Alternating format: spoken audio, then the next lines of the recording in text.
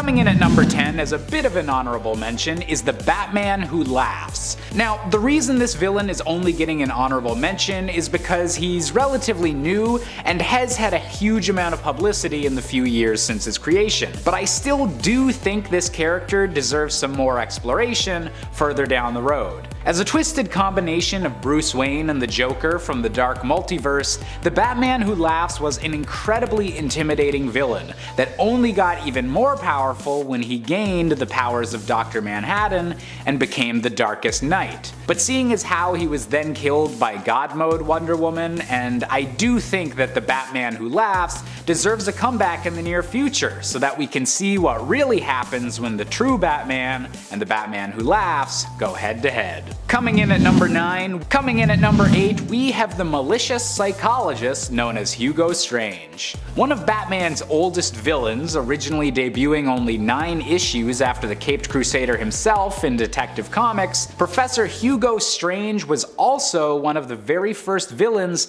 to ever figure out his secret identity as Bruce Wayne. While initially depicted as a typical mad scientist stereotype, using a weather machine to hide his minions' robberies with a thick layer of fog, more recent interpretations of the character have seen him as a devious manipulator, using his position of power as a doctor of psychology to examine the criminals of Arkham Asylum and scheming to gain power in Gotham City. It's this emphasis on mental ability rather than actual superpowers that makes Hugo Strange such an interesting villain to deal with, and why he definitely deserves to come back in a major Batman storyline. And at 7, nobody. Morgan Ducard was the son of Henry Ducard, a world-renowned assassin, and Felicity Strode, a spy sent to kill Henry, who instead fell in love with him. I have to say though, that's the dream. Having a love so strong that even your assassin can't kill you, that's goals. From an early age, though he did not see him often, Morgan idolized his father. When his mother was contacted by the people who had hired her to kill Ducard years ago, telling her that if she failed to fulfill her end of the deal that they would kill her son, the young boy stabbed his mother to death with a kitchen knife. His father saw what he had done and appreciated Morgan's devotion to him, deciding to train his son to become an assassin like him. Ah, family bonding. Several years later, a young Bruce Wayne came to France hoping to train under Henry Ducard, but Bruce drew more attention to himself than he should have, and Morgan was sent to assassinate him. The American and Frenchman fought each other, but due to his prior training, Bruce ended up defeating Morgan and surviving the attack. This is when Morgan grew a hatred for Bruce, since after surviving, Henry decided to train him instead of killing him being Bruce Wayne in this scenario. Nobody would then go on to train Bruce's son Damian Wayne, and even was killed by Damian.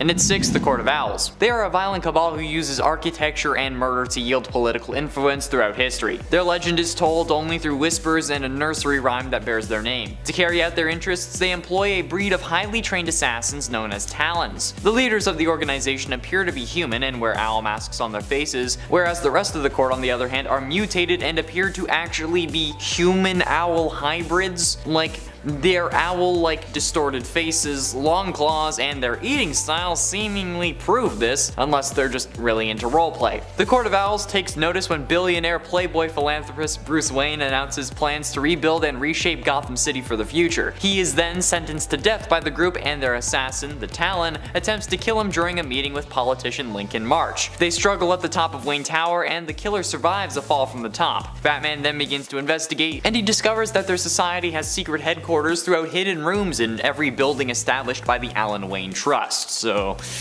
yeah, a little personal.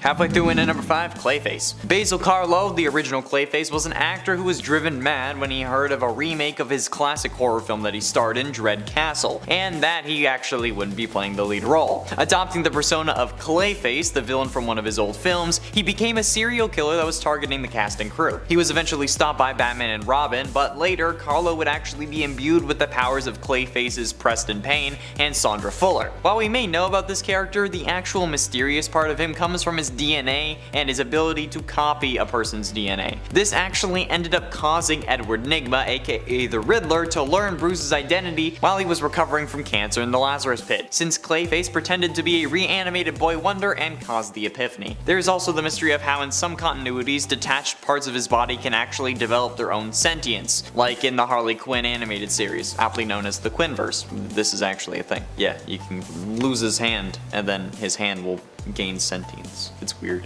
And at 4, Joker's daughter. This is just a girl who finds Joker's face and then stitches it onto hers and then goes berserk. So honestly, it's not really Joker's daughter, but I believe it. The only person that I think could commit such an act is in fact the Joker. I mean, like, he did. He cut it off and then put it back on for death of the family, but anyway. While maybe not as prolific and accomplished as the Joker, Joker's daughter is definitely mysterious enough to make this list. Even if I'm pretty sure plenty of people know about her, but hey, that's fine. It's about mysterious, not unknown villains, right? Not to mention the fact that she also went by Catgirl, Scarecrow, Riddler's daughter, Penguin's daughter, Card Queen, and Harley Quinn. Each incarnation also calling herself the respected super person's daughter, which I have to say is going to make a family reunion real weird. But in actuality, she ended up being Dula Dent, Two-Face's daughter, I guess, apparently, which is still seemingly BS, but hey, that's why it's a mystery. Coming in at number 3, we have the iconic Harvey Dent, aka Two-Face. Originally fighting for the side of justice with Bruce Wayne as Gotham's district attorney, Harvey Dent's mind was split in two following an acid attack that scarred exactly one half of his face. Making all of his decisions through a coin flip based on his past childhood trauma, Two-Face is one of the most well-known villains of Batman, but hasn't gotten a chance in recent years to really headline an event as a villain, usually only taking the focus in smaller storylines or as a supporting character. Personally, I think Two-Face is long overdue to take his place as a master of the criminal underworld. Coming in at number 2, we have Bruce Wayne's former childhood friend and current adulthood enemy, Hush. Born under the name of Thomas Elliot, Hush as a child was one of the first people to inspire Bruce on his road to becoming Batman. However, Thomas Elliot was a deranged child, wishing to have his family's fortune for himself and killing both of his parents to have it. After traveling the world and training to become a warrior, Hush adopted his supervillain persona and allied himself with the Riddler to rid the world of Bruce Wayne, organizing many of his enemies and even allies against him. And while the villain has appeared several times since, it's been a while since we've truly gotten to see the master manipulator Hush at work. And finally, coming in at our top spot, we have the Phantasm, aka Andrea Beaumont. Originally debuting in the animated film Batman: Mask of the Phantasm, Andrea Beaumont was Bruce Wayne's first love, the girl he almost considered abandoning his mission as Batman for before the mission had even begun. Unfortunately for Bruce, Andrea and his relationship was forced to an end by the death of her father, causing Andrea to begin her descent into becoming the vengeful spirit known as the Phantasm. As a villain with an incredibly cool design and a very personal connection to Batman, the Phantasm has been only recently seen in the comics, and definitely takes my top pick for the villain that most deserves another storyline. Number 10. The Dummy. The Dummy was created in the 1940s and has faced Superman countless times. Now, he isn't just strictly a Superman villain, he has faced other superheroes as well. He's quite intelligent and uses a gun quite a bit. Not much else is known about his backstory, since it was never really revealed if he was actually a literal ventriloquist dummy or just something else. Yeah, that's how we got this Man of Sand. See what I did there? He is quite the powerful foe, and if they are close, he can drain the Man of Steel's powers. The other crazy thing about how these two are linked is that the planet will blow up if they have any physical contact, since he can drain and consume Superman's powers. He even sort of turned good, wanting to save lives, instead of hurting them. Number 6. Mr. Zed. Mr. Zed is immortal and quite fascinated with famous people. So what he likes to do is travel, through a time to capture famous people and his crystal, and that is on top of his cane, basically capturing their souls. He also has the power of hypnotizing people and resurrection. Of course, he became fascinated with Superman. When attempting to try and capture Superman into his crystal, he is unsuccessful due to where he came from and how powerful the Man of Steel is. In the end, his crystal explodes, freeing most of the souls that he captured through a time. He has faced off with him other times as well, whether it was in the past or the present day version of himself. Number 5. Master Jailer. The Master Jailer, aka Death Trap, worked for Star Labs in creating cells for superpowered individuals. He is incredibly smart and was asked to try and figure out a way to hold Superman in a cell, but proved he couldn't do it. That didn't stop his obsession with trying to figure out how he could one day trap the Man of Steel in one of his cells, though. He found out Superman's identity, Clark Kent, and wanted to try and go after his friends as a way to get him to cooperate. He also teamed up with some of Superman's longtime foes, but he was never able to fully capture the Man of Steel like he always wanted. Number 4. Lois Lane Robot. On New Earth and during his quest for the power he lost in Blackest Night, Lex Luthor decided it was a good idea to take a Brainiac probe stored in LexCorp and a sample of Lois Lane's DNA to create a robotic version of her that would serve as his quote-unquote conscience. Unfortunately for him, before he was able to complete the programming, he was held hostage by some bandits under the control of Mr. Mind, and he himself was put into a mental illusion. The Lois Lane robot was functional enough though to activate all of its weapon systems, allowing it to take out all of the thugs and bring Luthor back into reality. Armed to the brim with state-of-the-art technology and weapons, her robotic android body allows her to repair any damage received, and also gives her the ability to fly alongside super strength, durability, and speed. Now, not long after their run-in with Mr. Mind, Luthor, Deathstroke, and Lanebot head to Antarctica to find a black orb that is somehow related to the Black Power Ring energy. The effects of this orb were enough to cause Deathstroke and his men to completely lose control and attack one another. However, Lanebot was not affected as she is inorganic. That was the last time we saw the Lois Lane robot, so until they grace the comic book pages once again, check them out in their first appearance in 2010's Action Comics number 890. Number 3. Cancer. This is definitely an interesting villain, and one for sure I definitely had not heard of at all. So somewhere down the line, Superman developed cancerous cells. When they removed the actual cells from Superman's body, what do? What do you know? We got our villain Cancer. Yes, he came to life from the removal of these cancerous cells in Superman's body. Since he came from Superman, he has most of Superman's powers, as well as being able to completely destroy a human body with just a touch from him. Since he is connected to Superman, he has weird issues about him being his father or whatnot. So, it's a little bit strange. Number 2, Amazing Grace. Amazing Grace was created in the 1980s and has the power of mind control, and with that power, she can manipulate others. Amazing Grace works with a villain known as Darkseid as his agent.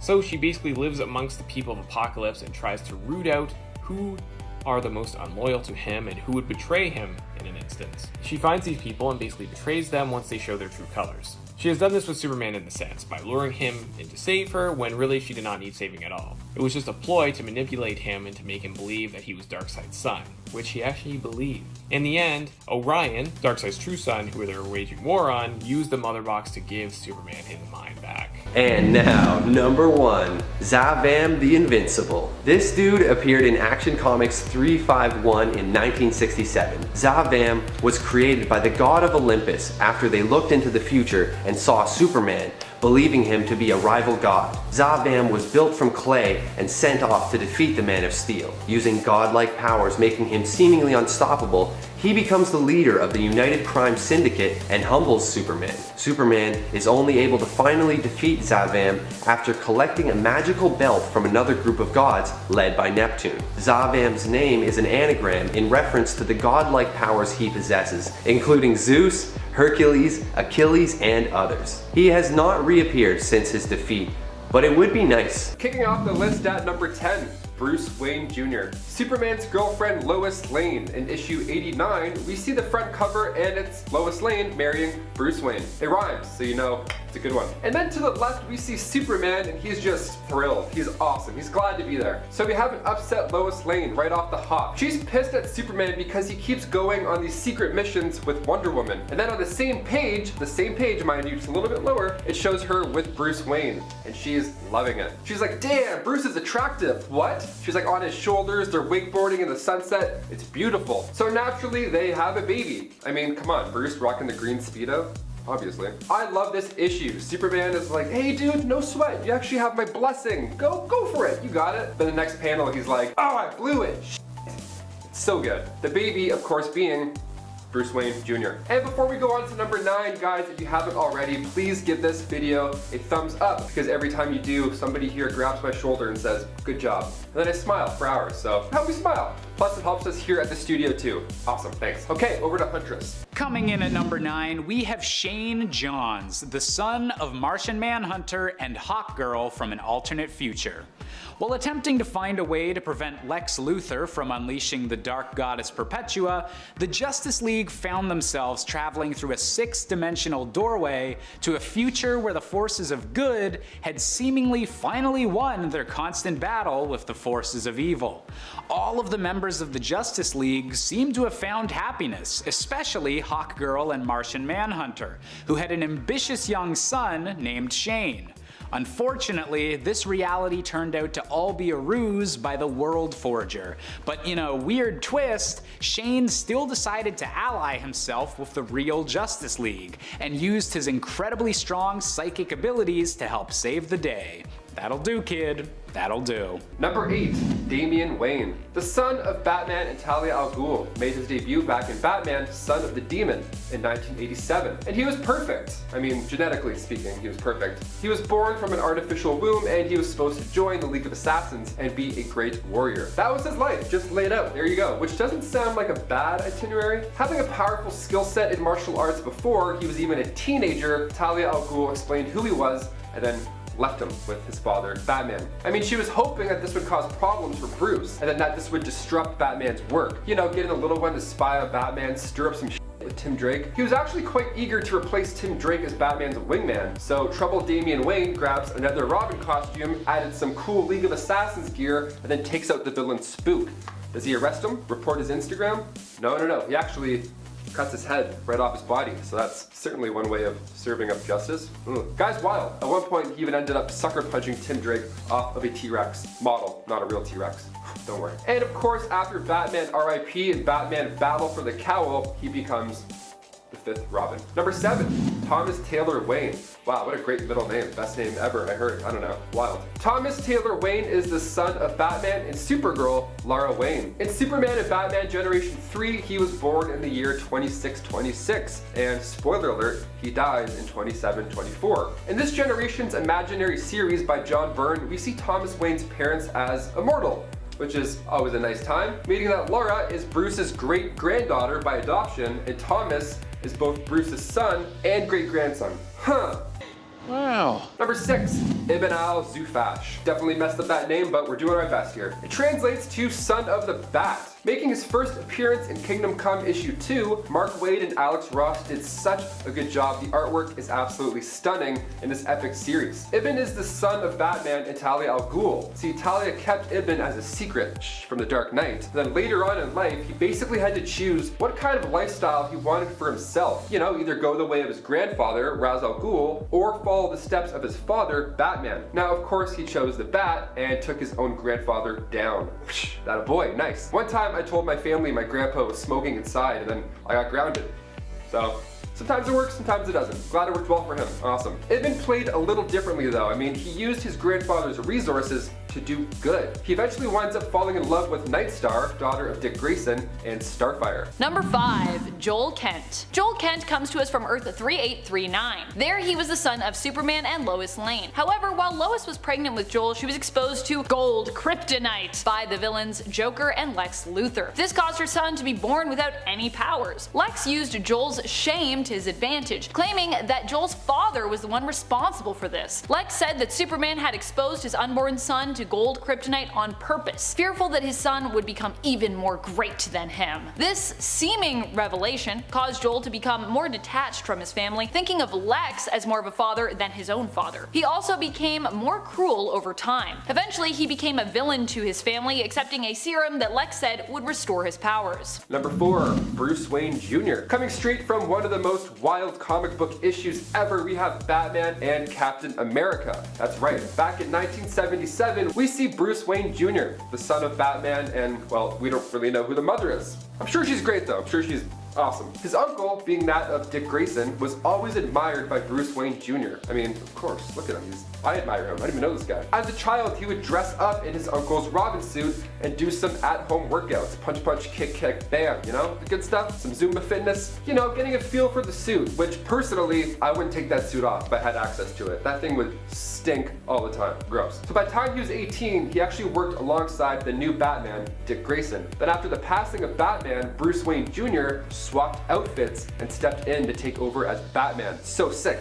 It's It's kind of like in Santa Claus when Tim Allen puts on the suit. It's go time. Also, this issue has the smoothest transition when Captain America first shows up. It goes from Batman and Robin jumping out of the way from a bomb, and then cuts to Cap in an explosion with him, like the same kind of fire. Little details like that just capture me. So good.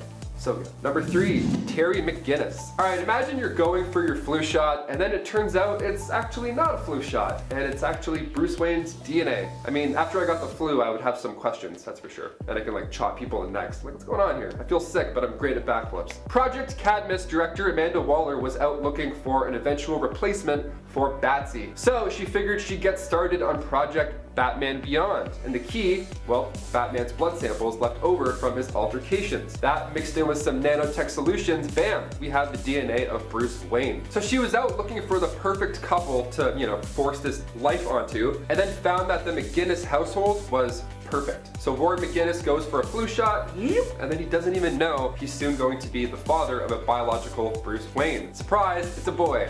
No, for sure, it's a boy, trust me. Coming in at number 2, we have Hyperman, a distant future version of the potential son of the Man of Steel. In the same reality where the storyline Kingdom Come took place, the young son of this reality Superman, Jonathan Kent, was kidnapped by the villain known as Gog and encased first in a prison of kryptonite and then trapped within the weird branch of reality known as Hypertime.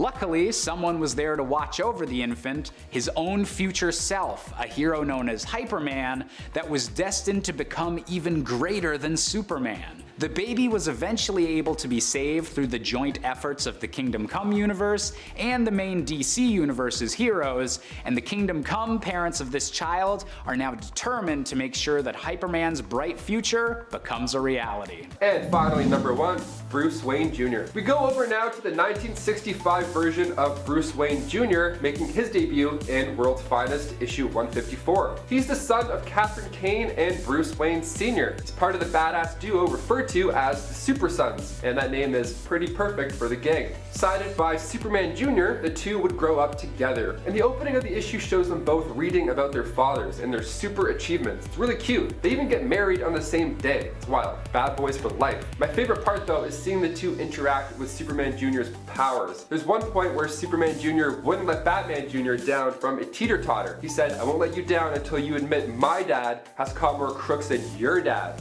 The classic my dad can totally beat your dad up scenario. The Super Sons eventually figured out their existence was a sham, and they were just a computer simulation all along. But aren't we all in a simulation?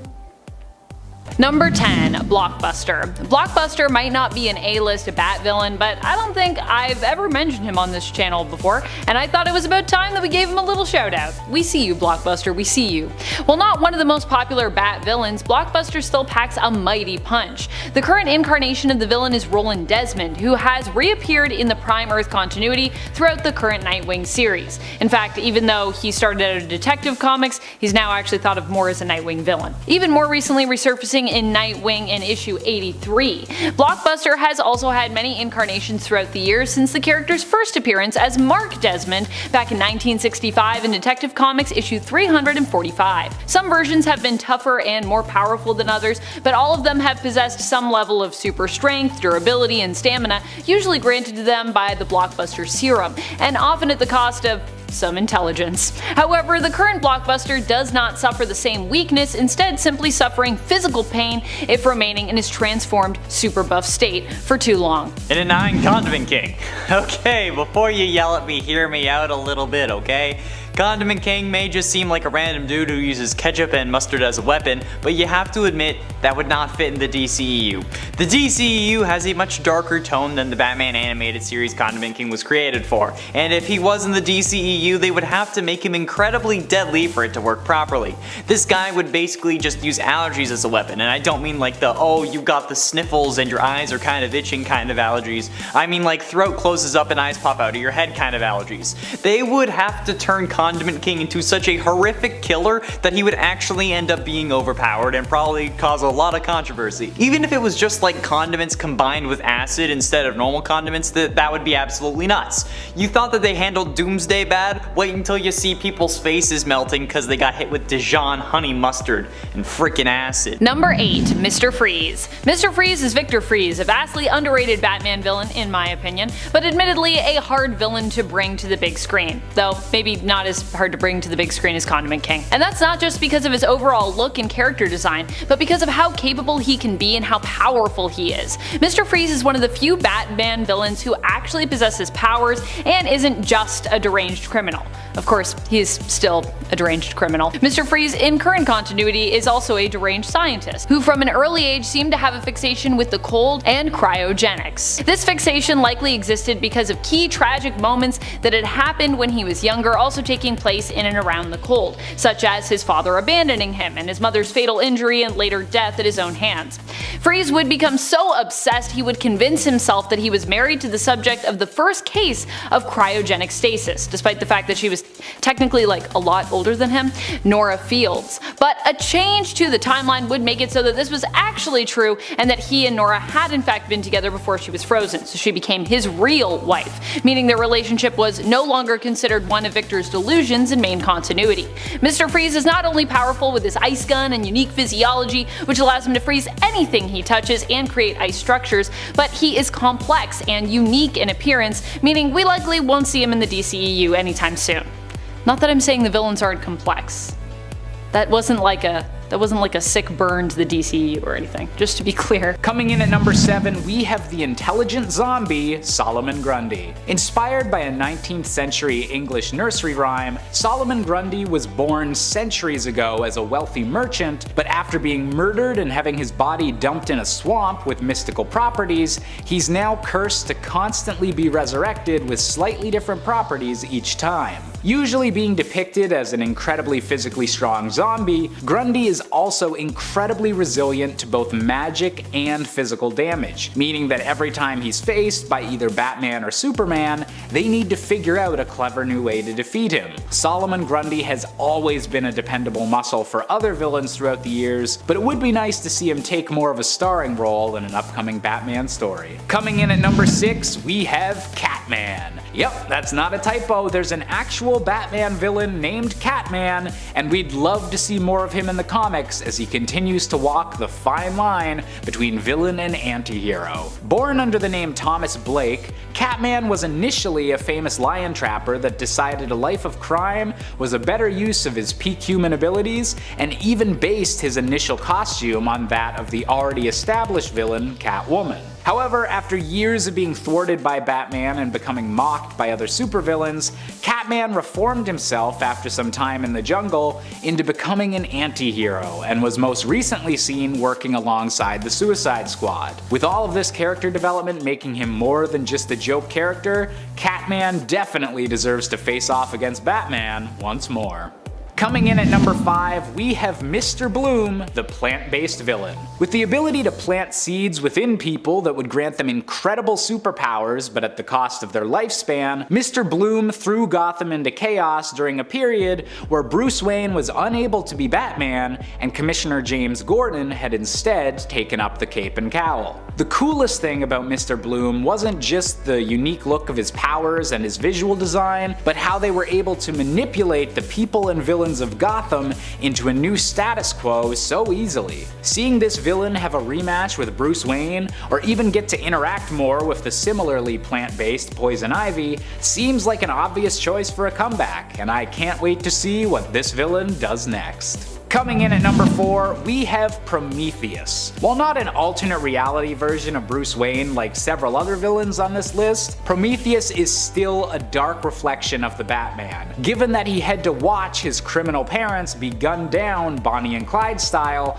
by Gotham City police forces. Waging war against law enforcement and justice of any kind, Prometheus is made all the deadlier with his helmet that allows him to download fighting skills directly into his brain. It's this deadly combo of physical prowess and ideological differences that make Prometheus one of the more interesting Bat villains, and someone who definitely needs to be featured more often. Number 2, Poison Ivy. Poison Ivy is one of my favorite characters in the Batman universe, period. And also coincidentally one of the most powerful villains I think that currently exists in Batman's wheelhouse. She is brewing up something huge lately in the Batman comics and has threatened basically the entire world on multiple occasions, but also has sought in the past to remind people of why she strikes out as an eco-terrorist, at times working with international science communities and political meets to fight against global warming and work towards preserving important parts of our ecosystem. However, while Poison Ivy will be coming to the Arrowverse on CW, we still have yet to have a casting for her in the DCEU, and this could be because Pamela Isley is just too crazy complicated and OP to show up there. After all, she has proven before how hard she is to take on in the comics. When she took over the world, it seemed almost nothing initially, not even Batman, would be able to stop her. Number 10, Nuclear Man. Regarded by many as one of the strangest and most half-baked Superman villains to date, Nuclear Man hasn't had too many appearances outside of his introduction in 1987 Superman 4: The Quest for Peace. He was created by Lex Luthor from a strand of hair containing Superman's DNA, which he threw into a genetic stew. Superman is actually the one responsible for this villain's birth though, as he wasn't fully born until Superman threw the nuclear missile containing the device that had the stew in it into the sun. Having been created using Kryptonian DNA, he possesses powers similar to Superman, such as invulnerability, energy projection, flight, and of course the standard super strength and speed. However, Nuclear Man needs to have constant exposure to sunlight in order to use them. If he's left out of the sun for too long, he becomes completely immobilized and must wait for some more sunlight in order to recharge. In the movie, Superman stopped Nuclear Man for good by causing a sudden solar eclipse when he moved the moon in front of the sun, then dropped him into the heart of a nuclear reactor where he could become an abundant source of energy for the remainder of his days. Now, like I said before, Nuclear Man hasn't made too many appearances outside of Superman 4, but if you want to see him in comic book form, check him out in his one-off appearance in 2018 Superman Volume 5, Number 2. Number 9, Microwave Man. Louis Paget from Earth 1, known as the costume baddie Microwave Man, has a pretty interesting story despite only appearing in 2 issues back in 1978. Paget spent 40 years traveling around the galaxy aboard an alien spacecraft before returning back to Earth in October of 1978. Now, not much is known about his life before his interstellar journey other than the fact that he was already known as the villain Microwave Man. Upon his return, Paget calls upon his alien friends one last time to grant him back his youth, even though doing this would shorten his remaining life to only a few more hours. This didn't seem to bother him, and once he was young again, Paget assumed the identity of Microwave Man once more and challenged Superman. Now, Paget's alien friends inform Superman that he only wants the glory of defeating him and will die very soon, so Superman, like the upstanding good guy that he is, allows Paget to defeat him in a test of strength, after which he dies satisfied, and the aliens come to claim his body to set adrift in space as he had once requested. Making his first appearance in 1978's Action Comics number 487, why not check his short run out for yourself. Number 8, The Puzzler. So little is known about either version of the Puzzler, so don't feel bad if you're not familiar with this character or just generally don't know who they are. The first to take up this name was Valerie Van Haften, a longtime admirer of Superman and someone who wanted nothing more than to get his attention, so she had the idea of becoming a heroine with the intent of one day joining his team. This proved to be a lot harder than she thought, and she quickly turned to crime instead and eventually joined the likes of the Secret Six to get a Get Out of Hell free card. Her powers are actually pretty cool, as she's made up of a bunch of indestructible puzzle pieces that she has full control over, allowing her to deconstruct at will and even fling the pieces at her opponents like a bullet. Now, the second puzzler is from the Prime Earth and is actually known as Puzzler Bot, a creation of that universe's puzzler that mimics the abilities of its creator through technological assimilation. That's about it when it comes to these characters, so if you know any more, please let me know in the comments below, but in the meantime, check them out for yourself in 2002's Superman Volume 2 number 187 and 2013's Justice League of America Volume 3 number 3. Number 7, Bloodsport. Now, unfortunately, a cool name doesn't always make for a cool villain. We've seen a few of Lex Luthor's henchmen take up the name Bloodsport, but let's focus on the first, Robert Dubois. Dubois suffered a mental breakdown after his brother had taken his place in the Vietnam War and became a quadruple amputee, resulting in Dubois spending 12 years bouncing between various psychiatric hospitals. Somehow, an agent of Lex Luthor persuades Dubois that Superman is to blame for all his troubles, causing him to adopt the name Bloodsport and go on a needless rampage in downtown Metropolis. Equipped with basic hand-to-hand combat skills and some unnamed tech from Luthor that allowed him to summon any weapon he desired from a remote location, Dubois caused some serious damage before being subdued after his brother confronted him. He spent several years in Stryker Island's penitentiary before Alex Trent, the person who took up the name Bloodsport after him, was brought to his attention. Believing it was the healthiest way for the two to work out their problems, the warden set up a boxing match between the two with Superman as the referee. However, things got out of hand pretty quickly and a riot broke out that allowed Dubois to escape.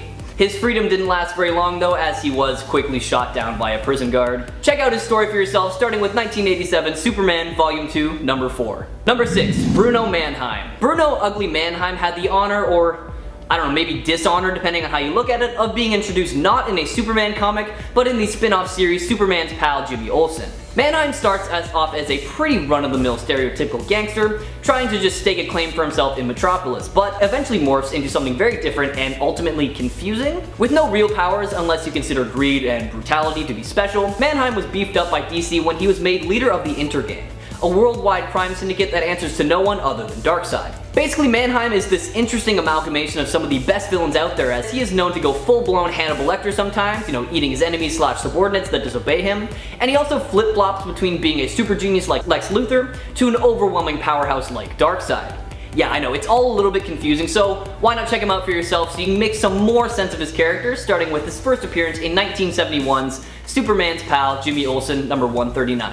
Number 5, the Prankster. Once the extremely popular host of the Uncle Oswald show, Oswald Loomis became the prankster after his show was cancelled and ultimately ended his career in comedy. His first assault on Metropolis was an all-out barrage of practical jokes that ended in his surrender. After a while, Loomis resurfaced with a much younger and athletic body thanks to selling his soul to Lord Satanus, and this changed everything.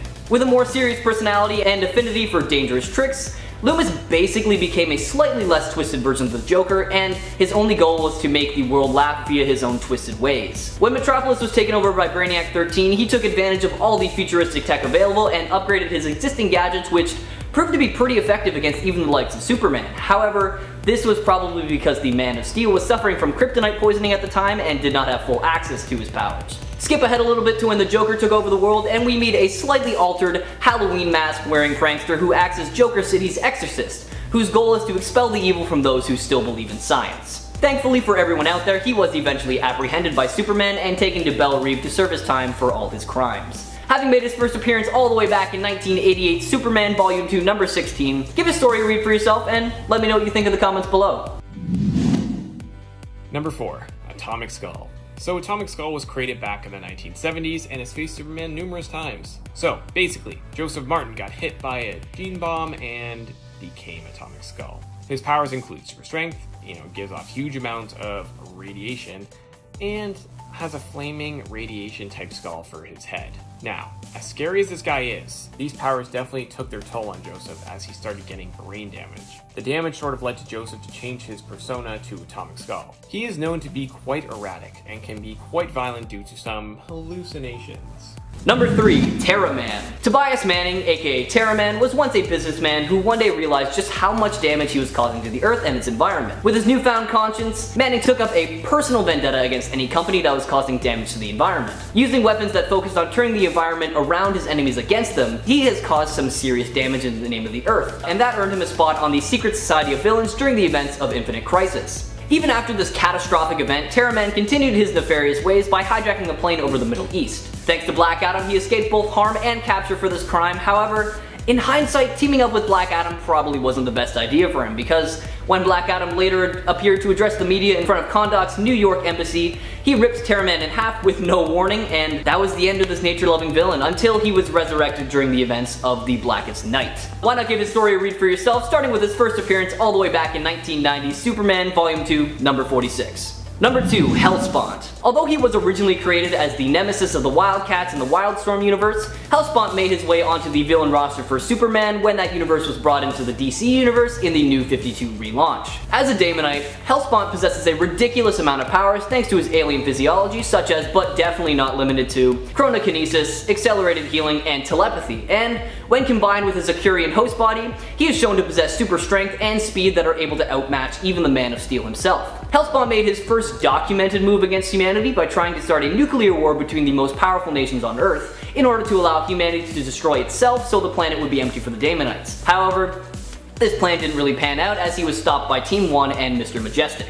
In the rebooted Wildstorm universe, Hellspawn is now a super evolved living hive mind because apparently when the number of Daemonites reaches a certain number, a central mind is created. Hellspawn now has the knowledge and intelligence of every member of the entire Daemonite race, and its synthetic body is a rad looking mix of flesh, metal, and fire. Thanks to this, he has moved into a league of his own when it comes to power. However, we are still waiting to see it all in action. Now, I did have to skip over a lot of cool stuff regarding this character, so check out his story for yourself, starting with his first appearance in 1992's Wildcats #1. And coming in at #1, we have Conduit. Kenny Braverman was, funnily enough, born on the same day that Superman's ship arrived on Earth. His fate was not exactly as lucky as our Man of Steel's. While his parents were on the way to the hospital, they ended up having to pull over to the side of the road due to the heavy storm, and he was born curbside, incredibly close to Clark's ship. And the exposure to the kryptonite caused some side effects that would manifest later in life. All throughout their younger years, Clark and Kenny were rivals, competing in everything from sports to girls, and this probably caused some serious self-esteem issues for Kenny because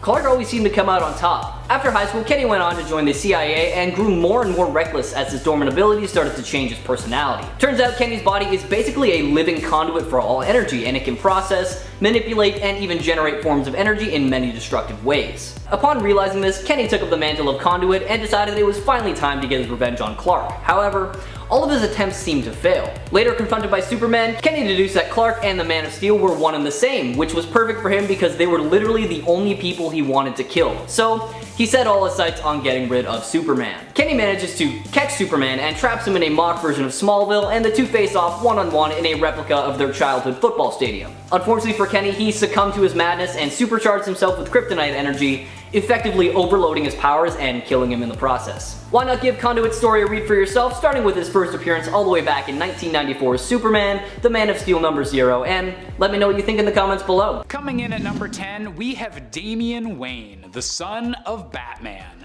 Genetically engineered and grown in an artificial womb following a night of passion between Talia al Ghul and Bruce Wayne, Damian was intended by the villain Ra's al Ghul to be his ultimate successor as the ruler of the League of Shadows. Trained to be an assassin from an incredibly young age, Batman wasn't even aware he had a son until the boy was 10 years old and left in his care by Talia. And while initially the father and son combo had some issues sorting out their issues and Damian's stance on Batman's whole no-killing rule, Damian has since become an important member of the Bat family as the fifth Robin and continues to be an essential ally of Batman to this day. Number 10, Sir-El. Sir-El originally believed she was Kal-El's daughter. She told Superman as much, believing she was the daughter of him and Lois Lane from the future. A genetic test would reveal that she was telling the truth in part, and genetically was Superman's daughter. In reality, it would later be revealed that she was actually created by Brainiac to bring about the end of the world. He created her using Superman's genetic material and implanted her with the Yes virus, a techno-organic virus that when unleashed would allow him to rule the world. She was also designed to be strong enough to defeat Superman. Brainiac had also intended to use Sir-El to destroy his nemesis. Once she learned of this, she decided to erase herself from existence in order to protect the world and her pseudo-father, Superman. Coming in at number 8, we have Cube, Cyborg's son from a dark possible future. Hailing from a world where a force known as the Darkness has threatened to corrupt all of the Earth's heroes, Cube's real name is George Marvin Stone. The son of Cyborg, Cube is literally a human mother box, connected down at the DNA level to one of the most iconic objects in the entire DC universe. Because of this complete integration with alien technology, Cube is able to perform all of the tech-based powers that his father has, alongside being capable of generating his own teleporting boom tubes whenever he wants. With all of those powers combined, Cube is definitely a cyborg you don't want to mess with. Coming in at number 7, we have Zod, the born-in-a-lab spawn of an evil Superman and Wonder Woman from the world of the Justice Lords. Named after one of Superman's most iconic villains, this Zod was born on a world where Superman turned to the dark side and turned the Justice League into the Justice Lords following the death of their universe's Flash. Unfortunately, following the birth of Zod, the baby was kidnapped by a Brainiac from another universe and locked away in the Phantom Zone, which is probably the least ideal place possible to raise a child. With both Kryptonian and Amazonian blood flowing through his veins, Zod was beyond dangerous even if he just remained a little kid. Coming in at number 6, we have Nightwing, the adopted son of Batman and the very first Robin. While not biologically a child of the Justice League, Dick Grayson has been by Batman's side since nearly the very beginning, essentially adopted by Bruce Wayne following the death of his circus performer parents, and becoming the very first Robin, the Boy Wonder. Since then, Dick Grayson has accomplished a lot, helping found the Teen Titans, establishing his own superhero identity as Nightwing, and even briefly taking over the position of Batman on a few occasions where Bruce Wayne was incapable of performing the role. No matter what the future of the DC Universe brings, Nightwing will always be an incredible fan favorite. Number 5, Damian Wayne. Brave and the Bold edition. There we are. Damian Wayne is the son of Bruce and Catwoman, but this time in the Knights of Tomorrow, where he's voiced by Patrick Kavanagh and Diedrich Bader. So while Bruce was looking at baby Wayne, Bruce realized that his son would one day have to take on crime lords. That's so funny to me. Like, superhero context aside, just looking at a baby and being like, oh yeah, you're gonna punch like 900 people in the throat one day. I can see it. It's amazing. After witnessing the death of his parents, he grabbed one of the 2 Robin outfits on display at the Batman Museum, and Bob's your uncle. You know the rest. Coming in at number 4, we have Hunter Prince, the potential future son of Wonder Woman. In the same dark future that Cyborg's son Cube hailed from, Wonder Woman was one of the first heroes to be infected by the darkness, giving birth to a son that could become an even more powerful vessel for the villain. Wonder Woman gave the boy up to Superman and Lois Lane, hoping that they would be able to prevent her son from going to the dark side, but unfortunately, Hunter believed his mother was giving him up because he was male, as was Amazonian custom. Growing up angry at the previous generation that had failed him, Hunter possessed all of the strengths of Wonder Woman, including her lasso of truth and bracelets of submission, making him a truly powerful and angry enemy. Coming in at number 3, we have 2 for the price of 1 with the Tornado Twins, the potential villainous children of the Flash. Born in the 30th century when Barry Allen had briefly retired there with Iris West, these versions of the twins grew up without a father, as Barry was believed to be dead and never returned to that timeline following the events of Crisis on Infinite Earths. Filling the place of Barry in his absence was unfortunately the Reverse Flash, a villain dead set on ruining Barry's life and creations in any way possible, and turning Barry's twin children into supervillains was right up his evil alley. Having since become members of the Legion of Zoom, a collective of speed-based villains, Dawn and Dawn Allen have the full power of the Speed Force at their disposal, making them incredibly powerful and incredibly dangerous. Number 2, Hyperman. Hyperman is the son of Wonder Woman and Superman from the Kingdom Come reality. Here, Hyperman, as a baby, was raised by Wonder Woman, Superman, and Batman. However, he was then later stolen away by a villain named Gog, who intended to raise the infant to become a villain. Fortunately, the present day and alternate Kingdom Come future counterparts of Batman, Superman, and Wonder Woman managed to team up to defeat Gog with the added babysitting assistance of Baby John himself from the future, where he is revealed to be the hero known as Hyperman. Hyperman ends up being a hero who has the combined powers of both of his parents and also has the ability to time travel. And finally, coming in at our top spot, we have John Kent, the true son of Superman. Half Kryptonian and half human, John Kent was the most recent hero to take up the mantle of Superboy, using everything he'd learned from his parents, Clark Kent and Lois Lane, to be an inspiring force for the people of Earth. Aging quicker than usual due to weird time travel and reality-hopping hijinks, John Kent has since become the new Superman, taking over his father's position as the defender of truth, justice, and a better tomorrow, and trying to find his own place in the growing DC Omniverse.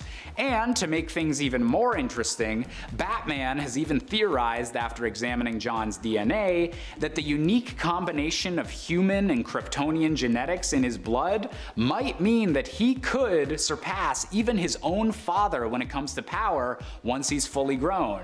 All of this is to say that John Kent is, in my opinion, the most powerful son of the Justice League. Number 10, Microwave Man. Also known as Louis Paget, we meet this villain in Action Comics number 487 in 1978. A space traveler, he returned to Earth after 40 years of flying through the stars aboard an alien spacecraft. Before he began his journey, he was already the costumed villain Microwave Man. Upon returning to Earth, he calls on his alien friends to grant him his youth back, but it comes at a cost. His life will be shortened to just a few hours.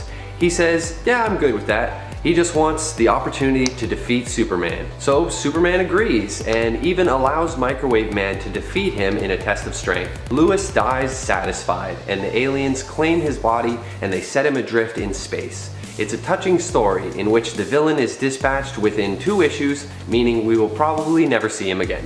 It's nice though. Hey gang, before we hit number 9, I really need you guys to hit that like button. It's not required, I will continue with the list either way, but we do appreciate it. Number 9, Sand Superman. First appearing in Superman 233 in 1971, Sand Superman is exactly what he sounds like. Created from a portal between Earth and the Quorum dimension, Sand Superman just wants to drain Superman of all his power and knowledge. However, as it gains energy, he also gains the desire to act like Superman, including serving unselfishly as a superhero. Unfortunately, Superman can't really take him on as a sidekick or anything like that for 2 reasons. 1, Sand Superman only gains power by taking it away from Superman.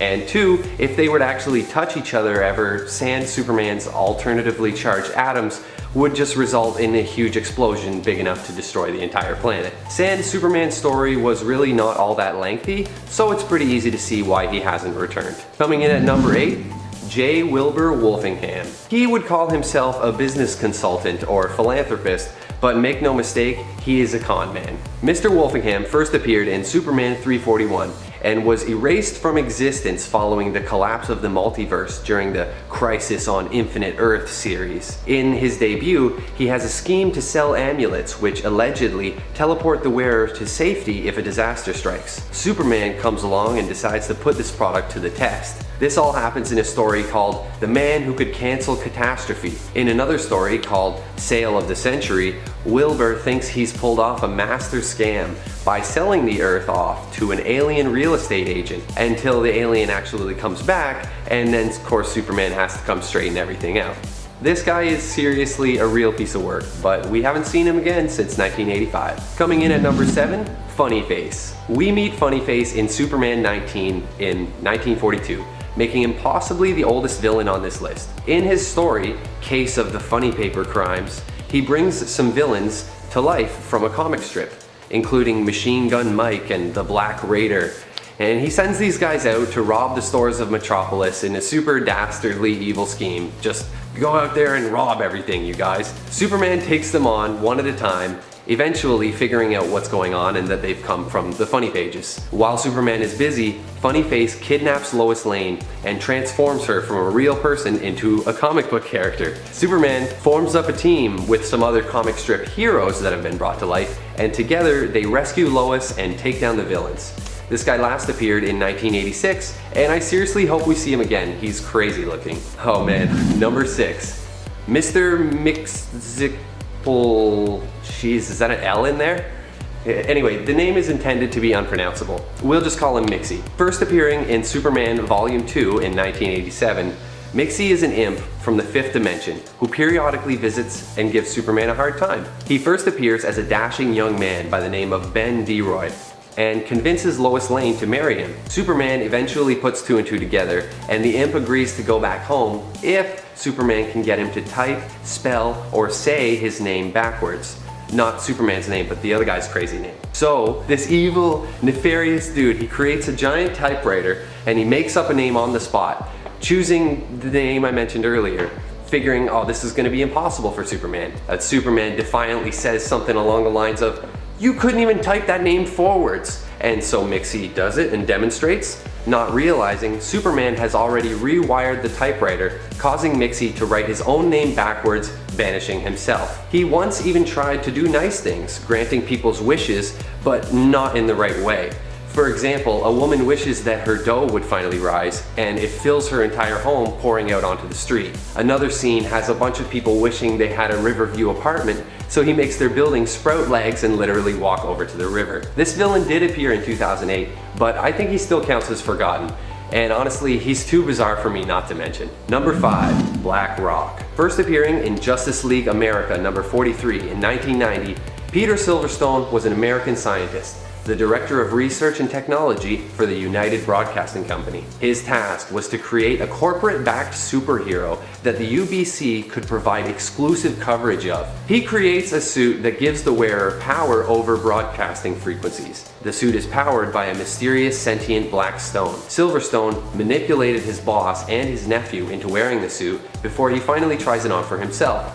Sad to say though, after years and years of butting heads with Superman and losing, he becomes a washed up, failed villain who hangs out with guys like Kite Man. Eventually, he is driven mad by overuse of the Black Stone powers and winds up getting killed by Sam Benjamin, who then steals the stone and becomes the new Black Rock. Number 4, the prankster. Oswald Loomis first appeared in 1988, the popular host of The Uncle Oswald Show, an early morning children's program. When ratings for his show plummeted and it was cancelled, Oswald totally lost it and went on a pranking spree, terrorizing Metropolis. He once even held Lois Lane hostage and tried to marry her. Later in life, he sells his soul to Lord Satanus, and this changes him, making him young and athletic. He is a manic trickster who uses futuristic technology to create gadgets and weapons, all while retaining a comical theme. This guy doesn't come up as often as other practical joke inspired villains such as Joker and the Riddler, so we haven't seen him for a bit.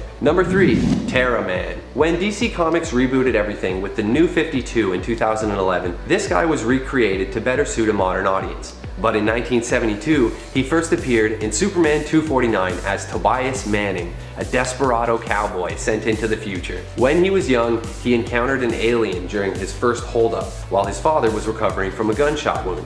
The alien decides to take the boy and raise him for himself, taking him off into space and teaching him how to handle futuristic weapons. The alien, known as the Collector, also gave Toby a winged horse named Nova, which became his steed. He calls himself Terra Man and travels with the Collector, robbing and plundering all through space until his memories return, and one day he kills the Collector to avenge his father. He then travels to Earth, where he continues acting like a cowboy and performing nefarious evil deeds. He has some hilarious Western themed gadgets, including an energy lasso and a chewing tobacco capable of aging Superman. Number 2, Dragorin. First appearing in 1971, Dragorin is the man from Transylvania. Transylvania is a miniature planet Superman visits with his friend Jimmy Olsen in Superman's Pal Jimmy Olsen, Volume 1. Man, wouldn't it be nice to be Superman's pal? He's literally just a vampire. We think the writers might have been phoning it in a bit on this one. Throughout the story, Superman and Jimmy encounter not only Dragorin, but a werewolf too. I really wish I had more to tell you about this guy, but there is a reason that he's a forgotten villain. Number 1, Super Menace. Super Menace is definitely one of the most out there villains that you probably haven't heard of. The origin of Super Menace is that when Superman got sent to Earth in a spaceship from Krypton, his spaceship collided with another alien spaceship, which was Super Menace's. What happened from that collision was Superman's spaceship got copied and duplicated into this other one, creating the persona Super Menace. He landed with parents that definitely were no Martha or Jonathan Kent, and instead of growing up loved, he grew up in a not so good household where he ultimately became a villain. The Super Menace. And at 10, Professor Pig. Professor Pig originally debuted in the alternate reality story of Batman number 666, which I love, as a corpse, which I love even more. However, he was introduced as a recurring character in 2009 in Batman and Robin number 1. In Batman Reborn, Laszlo Valentine was an extreme circus mob boss until something turned him into Professor Pig, leading him to begin funding his scientific experiments by selling narcotics to the criminal underworld. Because of course he did. All in all, he's an extremely disturbing villain and makes me think about why people aren't actually afraid of pigs. If you put me in a room with this guy and his pet pig, I would be scared of both. Professor Pig, if you couldn't already tell, wears a pig mask despite him spelling pig incorrectly in his name, along with a butcher's apron and what at times appears to be some form of thrown together surgical outfit, like if he was trying to get a last minute Halloween costume. It's freaking weird, okay? And he ends up brainwashing and controlling various people, and then he ends up calling them Dollatrons. Honestly, I don't know what I would do, okay? I would just run away from this guy. And at 7, Scarecrow. The Scarecrow has made an appearance in the Dark Knight movies, however, those aren't in the DCEU, at least yet. Until this point, the closest we've gotten is the Fear Gas from the Arrowverse crossover event of Elseworlds. However, that gas made some insane hallucinations that ended up with the Flash, who at the time was Oliver Queen's, speed to be useless, which would be incredibly overpowered when it comes to the rest of the DCEU. When Oliver and Barry were fighting, Barry was landing hits on Oliver despite not having his super speed, and Oliver wasn't knocking Barry away with super speed punches. This being used on a greater scale, like we would see Scarecrow do in an actual movie, would absolutely destroy the world, especially with heroes like Superman and Martian Manhunter. And we know that this is how the Scarecrow's gas would operate in the DCEU, because thanks to the Crisis on Infinite Earths crossover, we got confirmation that Ezra Miller's Flash and Grant Gustin's Flash exist in the same multiverse. Or perhaps the cinematic universe exists within the antimatter universe. It would explain the darker themes. Either way, we know that's how the gas would work, and that would be a little too much to handle in one movie. Number 6. Bane. Bane is known for being one of Batman's all-around strongest villains, but let's not forget that Bane also brings smarts to the table. Okay, so maybe not if we're counting the Harley Quinn animated series version of Bane, but comic book Bane at least is known for also possessing a brilliant mind. A lot of people forget that about him. He was the mastermind, in fact, behind the death of Alfred, which was also part of his scheme to break the Batman in a much more all-around way. Granted, he also took out Alfred because his demands were not being met. He'd basically ordered Batman not to make a rescue attempt, but then Damian Wayne did make a rescue attempt because he didn't listen to the warning that was given to them, and so Alfred died by Bane's hands after Damian's attempt failed. Bane, being such a massive man of muscle, also makes it hard to bring him to life. He's not only a hard villain to write, but he's also a difficult one to cast and depict as well, because he just looks like literally a brick house. Halfway through into number 5, Arkham Knight. Not only is this character loved by some of the people who played the Batman Arkham series of games, the Arkham Knight is a highly skilled military technician who possesses expert knowledge of Batman's tactics and fighting style, which can be attributed to the fact that he was personally trained by the Vigilante, being revealed as Jason Todd, a moment that we all remember, for better or worse. He is a master of hand-to-hand combat, martial arts, and marksmanship. The high-tech military-like battle suit that he wears further enhances his physical strength, speed, and durability. When Batman was ambushed by the Dark Knight, he was able to knock the Dark Knight off his feet with one punch. This absolute mastery of Batman's tactics would make him a hella good villain, however the amount of power he has would probably be too much for the DCU. They already had Batman fight Superman and win, so they would have to supercharge Arkham Knight to make it an actually interesting fight, which would just ruin the character even more than some would consider him already ruined. Number 4. Ra's al Ghul, or Ra's al Ghul, depending on what you prefer. A lot of people prefer Ra's, I prefer Ra's. We can all coexist, it's a beautiful world. Ra's is one of Batman's all-time greatest nemesis. While he might not possess direct superpowers of any kind, like most of Batman's rogues, he is one of the most skilled fighters and has one of the most brilliant minds. Like Bane. I like people with brilliant minds, apparently. Too bad Ra's usually uses his brilliant mind to concoct all sorts of schemes in order to topple governments, sow chaos, and gain power the world over.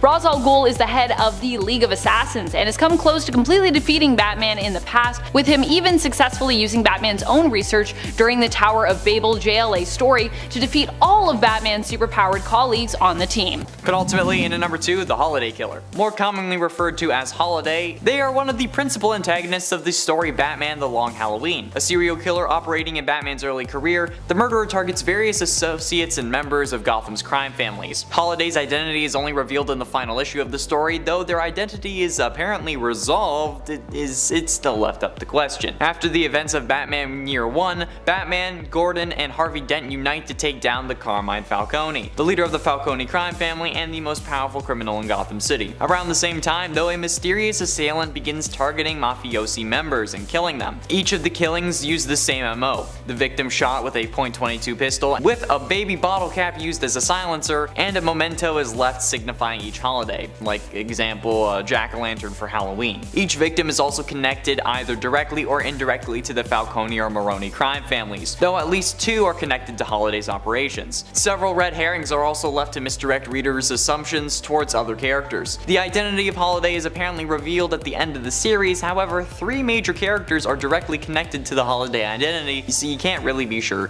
which one it is.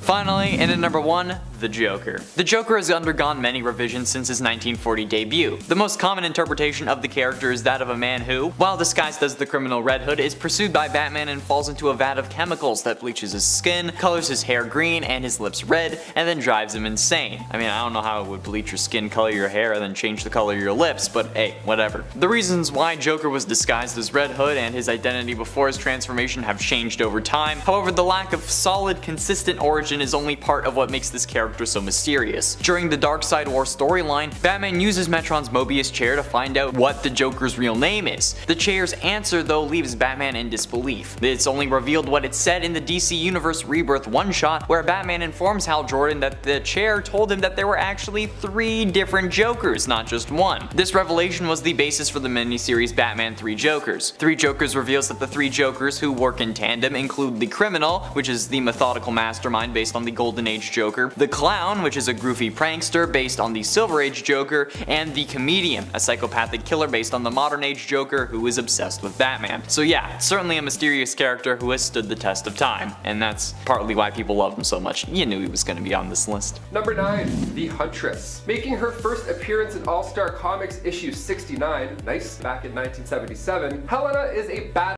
lawyer for Cranston, Grayson, and Wayne. But of course, that's not all. Earth 2 is home to the daughter of Batman and Catwoman. When she was only 19 years old, her mother, Selina Kyle, who used to be Catwoman, died in a tragic mishap. And to add insult to injury, literally, the henchman, Silky Cernak, was the reason behind a photo that came out that shows Selina Kyle as Catwoman a police officer. So of course, Helena was pretty pissed and wanted to go make things right. So she took a page out of her parents' book and became the Huntress. She went after Silky Smooth Cernak and got him arrested. And her mother, turns out, didn't even kill anybody. That photo was tampered with. Hashtag photoshopped. She kept the suit and attitude and eventually wound up on the Justice Society of America. See, if you want the truth, guys, you just gotta get a super persona and then throw bad guys in nets. It's that easy. Number 9, Van El. Van El comes to us from the famous Superman story for the man who has everything. He was a non-powered son of Superman who existed in Superman's sweetest dreams. Superman experienced these dreams after being exposed to an alien parasitic organism known as the Black Mercy. It drains its victims' life energy while giving them pleasant, hallucinogenic dreams. In Superman's dreams, Krypton was never destroyed and he still lived there. He was married and had a son named Von El. Technically, if they were on Earth, Von El would likely have powers similar to Superman, but because he and Kal-El were on Krypton, where there is no yellow sun to power either of them, they were both just normal, like other Kryptonians. Number 8, Ur-Zod. Ur-Zod comes to us from the Justice Lord's universe. He was created to be the perfect genetic heir to the throne of Earth, and to help usher in an era of peace after years of war. He was created using the genetic material of Wonder Woman and Lord Superman, but is considered to be somewhat weaker in terms of power levels than his parents. Originally, Brainiac got a hold of Ur-Zod, planning to use and raise him as his own weapon of destruction. Fortunately, he was saved by Superman from the Batman Beyond universe and taken in by their Justice League. While his inherited powers might not be as strong as his parents, Ur-Zod also has the unique ability of being able to control technology, which would prove useful later on in his fight against Brainiac. Man, Brainiac's always making all these fake children.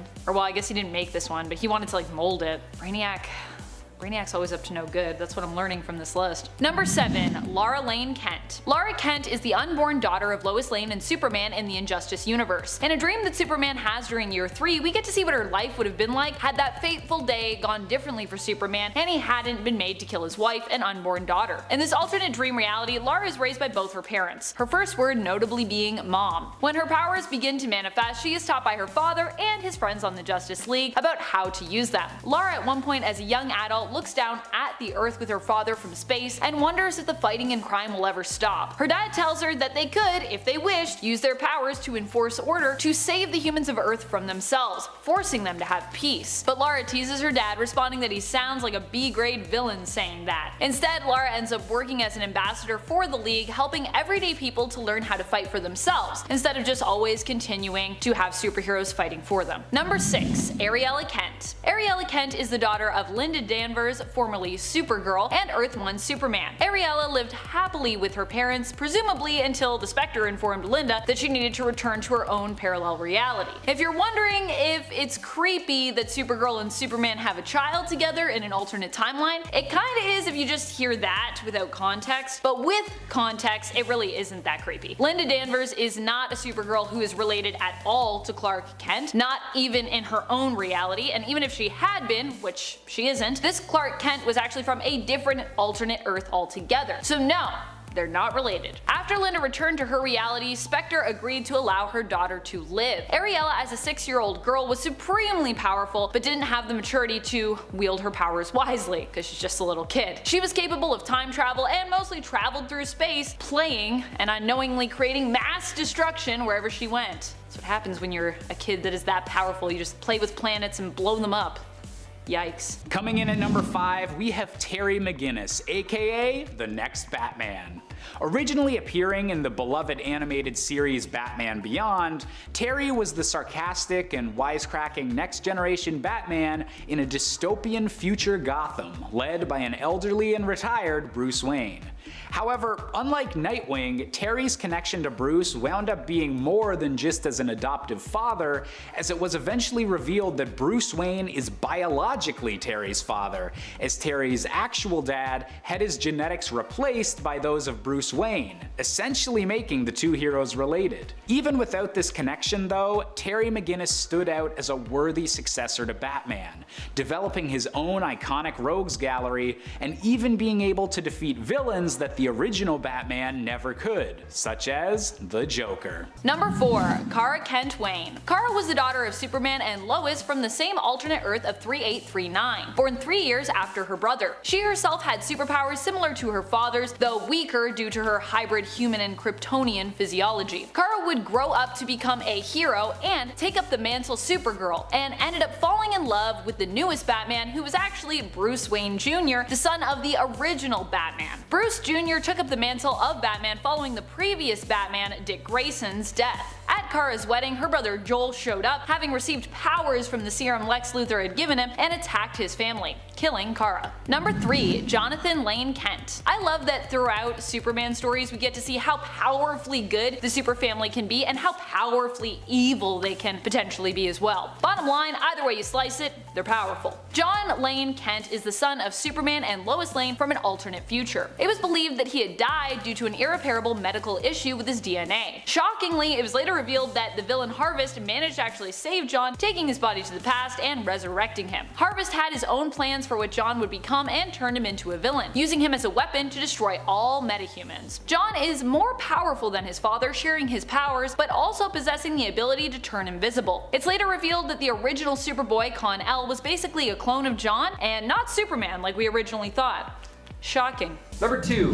Athanasia Al Ghul. Making her first appearance in the comics on Injustice 2 issue 3, Athanasia, she's referred to as the daughter of the Bat. Talia kept her as a secret from Bruce, because of course, that's how it works in this world always, so many secrets. But she let Damian become a hero and work with Bruce. So, nice. Athanasia was a member of the League of Assassins. She came out of hiding after the fall of Superman's regime and worked with her mother and grandfather, Thomas Wayne. She was caught in El Diablo's explosion and wasn't shielded, presumed dead, until she popped up in Gorilla City after being resurrected from the Lazarus Pit. Number 1. Jonathan Samuel Kent, or just John Kent if you will. This is Superman and Lois Lane's child who was born during the events of Convergence. He grew up without really ever knowing the truth of who his parents were, growing up relatively normal but suspicious of what his parents really did. The Kents changed their name to the Whites, escaping the fate of their dying universe and taking up residence on the new Prime Earth, trying to raise John normally